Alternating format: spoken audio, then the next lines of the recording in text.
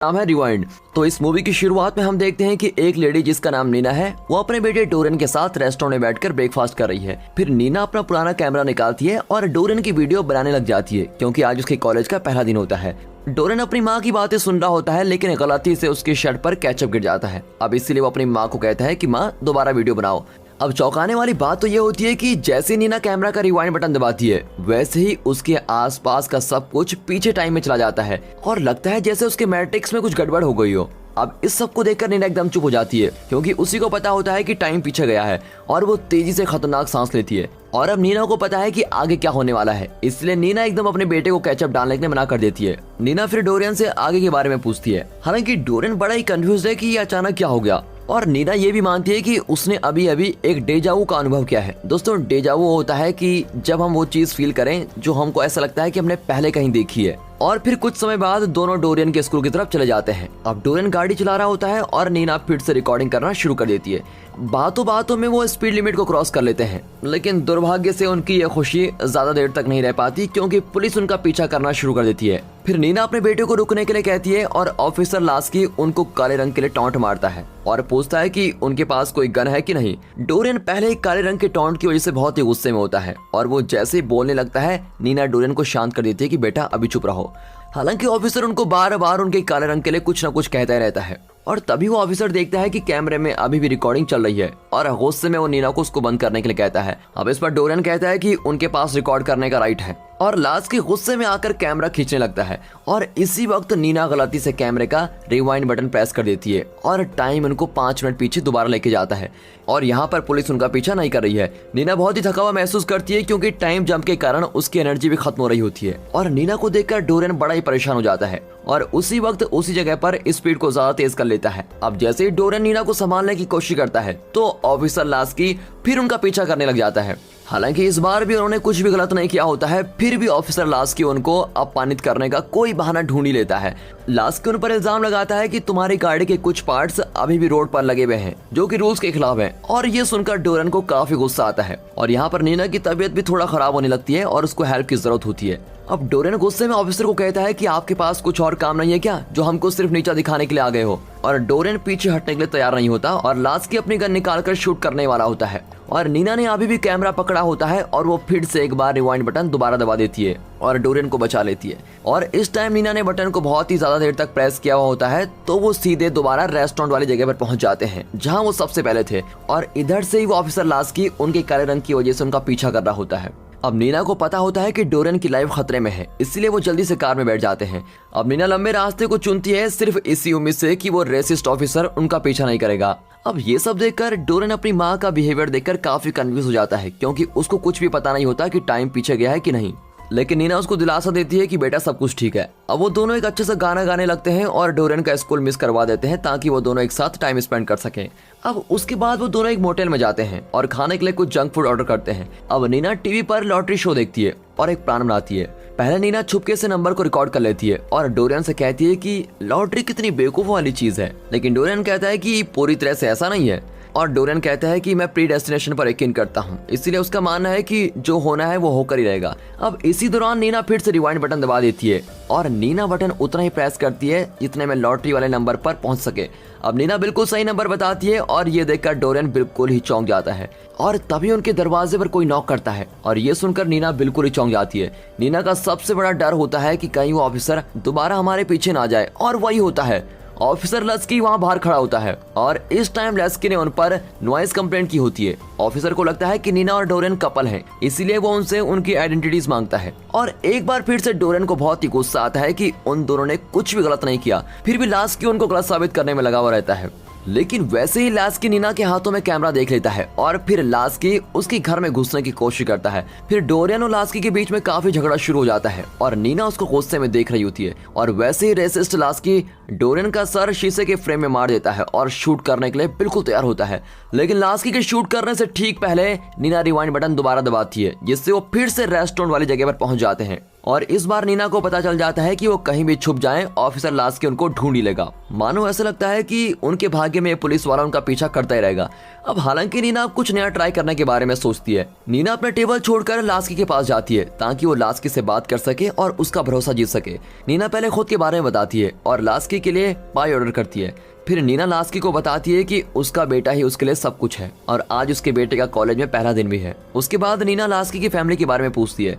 अब लास्की बहुत ही उदास होकर कहता है कि उसकी पत्नी कुछ सालों पहले ही मर चुकी है और उसके बाद से उसकी जिंदगी बहुत मुश्किलों से गुजर रही है। अब ये सुनने के बाद नीना लास्की को दिलासा देती है और लास्की उसको पाई के लिए थैंक यू कहता है।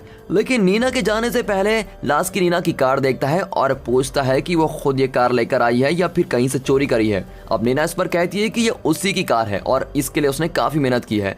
लेकिन लास्की फिर भी कार के रजिस्ट्रेशन पेपर मांगता है। अब जैसे ही नीना ये सुनती है वो अपने गुस्से को कंट्रोल नहीं कर पाती और उठ के चिल्लाने लग जाती है कि उसको कोई जरूरत नहीं है ये सब पेपर्स दिखाने की। फिर डोरियन नीना को शांत करने की कोशिश करता है लेकिन नीना सुनने को तैयार नहीं होती और डोरियन के पास अब कोई ऑप्शन नहीं बचता। फिर डोरियन फोन लेने अपनी कार में जाता है क्योंकि डोरियन ने पहले ही रजिस्ट्रेशन पेपर की फोटो खींच ली होती है। लेकिन जैसे ही वो पेपर दिखाने लास्की के पास जाता है तो लास्की बिना किसी हिचकिचाहट के डोरियन को गोली मार देता है और डोरियन की मौके पर ही मौत हो जाती है और बेचारी नीना ये सब देखकर बहुत ही टूट जाती है। अब आगे हम देखते हैं कि हॉस्पिटल में नीना को बॉडी की पहचान करने के लिए बुलाया जाता है और जैसे ही सारी फॉर्मेलिटीज हो जाती हैं तो नीना डॉक्टर से अपने कैमरे के बारे में पूछती है। नीना रिवाइंड बटन दबाने से पहले दुआ करती है कि सब कुछ पहले जैसा हो जाए और एक बार फिर से वो दोनों रेस्टोरेंट में पहुंच जाते हैं। अब नीना अपने बेटी को जिंदा देखकर बहुत ही खुश हो जाती है और डोरियन को गले लगा लेती है। इतनी बार ये सब होने के बाद नीना एकदम रेस्टोरेंट से चली जाती है लेकिन बाहर जाते वक्त वो दोनों फिर से लास्की से टकरा जाते हैं। लेकिन लास्की सिर्फ उनके लिए दरवाजा खोल देता है और उनको जाने देता है। फिर थोड़ी देर बाद वो दोनों एक टूटे हुए घर में जाते हैं और नीना डोरियन को सब कुछ बता देती है कि क्या हुआ। नीना बताती है कि कैमरे में सुपरनेचुरल पावर्स हैं जिससे हम टाइम को पीछे कर सकते हैं। फिर नीना डोरियन को लास्की के बारे में बताती है कि कैसे वो उनका हर जगह पीछा कर रहा है और फिर वो उस पुलिस वाले से बचने के लिए आइडिया सोचने लगते हैं और उसी दौरान डोरियन को एक आइडिया आता है और वो दोनों जल्दी से उस रास्ते से निकलकर डोरियन के अंकल के घर जाते हैं। फिर थोड़ी देर बाद वो दोनों उस जगह पहुंच जाते हैं जहां नीना ने अपना बचपन बिताया था और नीना डोरियन को बताती है कि कैसे उसके बड़े भाई को पुलिस वालों ने गोली मार दी थी और कैसे नीना इस हादसे के बाद ट्रॉमा में चली गई थी। वैसे ही नीना का भाई नेल वहां पर आ जाता है जो वहां पर ही रहता है। अब नेल नीना से अभी बहुत ही नाराज है क्योंकि नीना उसके पापा की डेथ में नहीं आई थी। हालांकि अपनी बहन की ऐसी हालत देखकर नेल उसको अंदर लेके आता है। अब नीना नेल को सारी बातें बताती है और उसकी मदद मांगती है ताकि वो ऑफिसर लास्की को रोक सके। नीना बड़ी अच्छी तरह से नेल को समझाने की कोशिश करती है और नेल अपनी बहन के साथ काफी लॉयल होता है और ब्लैक लोगों के लिए हमेशा सपोर्ट करता है। इसीलिए वो एकदम से नीना पर यकीन कर लेता है और ये बात सामने आती है कि ये कैमरा उसके पापा का ही है। इसके अलावा नेल ये बताता है कि उसके पापा उसको ऐसी कई कहानियां सुनाते थे। हालांकि नेल ने भी खुद को बचाने के लिए कई बार कैमरे का इस्तेमाल किया था। अब ये सब जानकर दोनों भाई बहन एक दूसरे को गले लगा लेते हैं। उसके बाद वो तीनों इस प्रॉब्लम से निकलने के लिए सीधे प्लान बनाते हैं और नेल कहता है कि हम डोरियन कॉलेज के लिए जाएंगे क्योंकि वही एक जगह है जहां लास्की कुछ नहीं कर पाएगा। और अब ये बात सामने आती है कि डोरियन का एडमिशन ब्लैक कॉलेज में करवाया गया है लेकिन सबसे पहले उनको कॉलेज में पहुंचना बेहद जरूरी है जिसके लिए रोड से जाना बेहद रिस्की होता है। इसीलिए नेल कॉलेज पहुंचने के लिए एक शॉर्टकट रास्ता अपनाता है। फिर नेल शहर का पर्सनल ब्लूप्रिंट निकालता है जो उसने बहुत सालों पहले बनाया था और अगले सीन में हम देखते हैं कि नेल उनको एक गुफा के रास्ते से लेकर जाता है और गुफा से जाते वक्त नेल और नीना अपने बचपन की बात याद करते हैं। उसके बाद वो तीनों गुफा से निकल जाते हैं और सीधे कॉलेज के बाहर पहुंच जाते हैं। अब डोरियन काफी सारे स्टूडेंट्स को देखकर बहुत ही खुश होता है। हालांकि जैसे ही वो तीनों आगे जाने लगते हैं वैसे ही ऑफिसर लास्की उनको दोबारा वहां पर मिल जाता है। अब लास्की उनको रुकने के लिए कहता है और उनसे पूछता है कि वो इस गुफा में क्या कर रहे थे। अब डरी हुई नीना डोरियन का हाथ पकड़कर आगे बढ़ने लग जाती है लेकिन लास्की अपनी गन निकाल लेता है। अब ये देखकर डोरियन बिना डर के लास्की के सामने खड़ा हो जाता है और वैसे ही कुछ और पुलिस वाले वहीं पर गन के साथ आ जाते हैं और अब भेदभाव और अन्याय के कारण निराश हुई नीना लास्की के सामने खड़ी हो जाती है और उनको रिकॉर्ड करना शुरू कर देती है। फिर डोरियन नीना को रिवाइंड बटन दबाने के लिए कहता है लेकिन इस बार नीना मना कर देती है और इसके बजाय नीना कैमरे को लॉक कर देती है और अब वो यहाँ से पीछे वाले वक्त में नहीं जा पाएंगे। और नीना की ये हिम्मत देखकर बाकी सभी स्टूडेंट्स भी अपना फोन निकाल लेते हैं और इस इंसिडेंट को रिकॉर्ड करने लग जाते हैं। अब ये देखकर पहले तो लास्की हंसने लग जाता है। हालांकि सभी स्टूडेंट्स को अपने साइड देखकर नीना लास्की के खिलाफ बोलना शुरू कर देती है। फिर नीना लास्की को कानून का मिसयूज करने के लिए और दूसरे लोगों को काले रंग की वजह से नुकसान पहुंचाने के लिए उसकी बेइज्जती करती है। नीना लास्की को एक करप्ट ऑफिसर बताती है जो सिर्फ अपने बारे में सोचता है और लोगों की परवाह नहीं करता। और जब पुलिस वालों को लगता है कि वो एक हारी हुई लड़ाई लड़ रहे हैं तो वो वापस अपनी कार की तरफ चले जाते हैं, लेकिन लास्की अभी भी नीना को नीचा दिखाने की कोशिश में लगा होता है। उसके बाद लास्की अपनी गन को शूट करने के लिए तैयार करता है ताकि वो ये मसला पूरी तरह से यहीं खत्म कर दे, लेकिन लास्की देखता है कि चारों तरफ स्टूडेंट्स कैमरा लेकर खड़े हैं और लास्की अपनी गन नीचे कर लेता है। अब जैसे ही लास्की वापस जाने लगता है नीना उसको लूजर बुलाती है और इस तरह वो स्टूडेंट्स की मदद से इस जंजाल से बच जाते हैं। अब आगे हम देखते हैं कि कुछ सालों बाद डोरेन पापा बन गया है और अपनी जिंदगी को काफी अच्छी तरह से संभाल रहा है। डोरेन अपनी बेटी के साथ खेल रहा होता है और नीना उसको खुशी खुशी रिकॉर्ड कर रही होती है। वैसे ही छोटी बच्ची कैमरा ले लेती है और गलती से उसको जमीन में फेंक देती है और कैमरे के टुकड़े हो जाते हैं। अब नीना ये देखकर उस कैमरे के टुकड़े उठाने लग जाती है और बहुत ही उदास होती है क्योंकि वो कैमरा हमेशा उसके साथ रहा था और उसके अच्छे वक्त में भी उसने उसका साथ दिया था।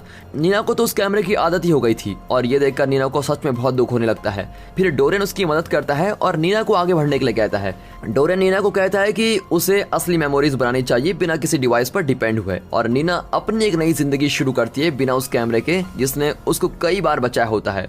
अब हालांकि जैसे सीन डार्क होने लगता है पुलिस के सायरन की आवाज आती है, लेकिन इस टाइम नीना के पास कोई भी डिवाइस नहीं है जिससे वो पीछे जा सके, तो उसको अब सब कुछ संभालना होगा। तो दोस्तों कैसी लगी ये मूवी? अगर सच में हम एक बटन